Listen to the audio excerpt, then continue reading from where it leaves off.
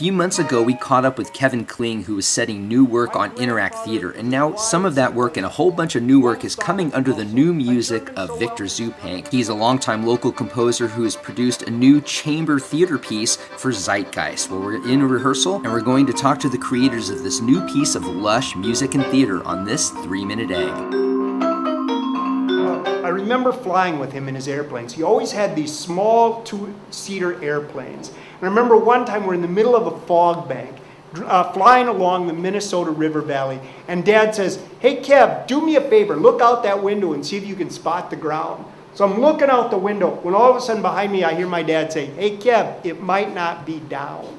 And it really started with Victor taking these poems and making this beautiful musical score.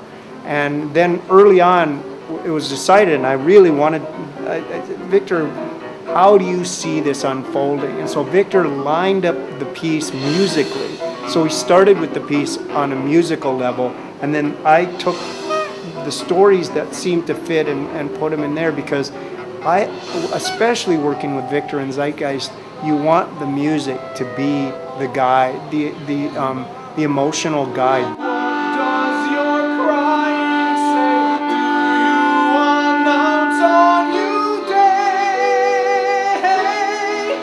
Victor is adept at being a chameleon in some amazing ways. He can evoke Messiaen, he can do Jimi Hendrix, and does. And you know, all of that, these are his tools. We had a couple, I don't know, 2, 3, 4 rehearsals with the musicians without Kevin at first, you know, to really learn the music and go get through it, learn it. We learned these pieces, and they were kind of separate pieces.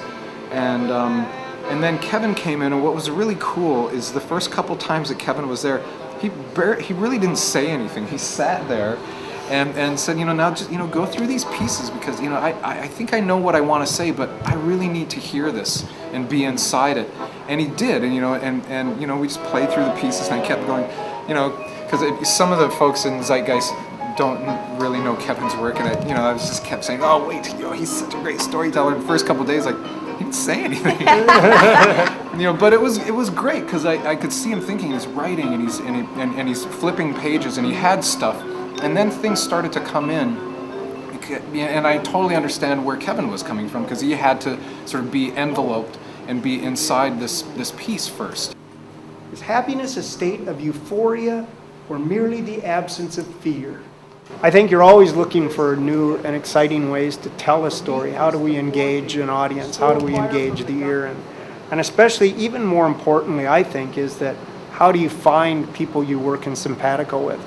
And it's such a wonderful discovery to be a fan of Zeitgeist for so long, and then get to work with him and find out that there is a simpatico nature. And the same with Victor. I mean, to get to work with people you admire is that's the best thing about this job.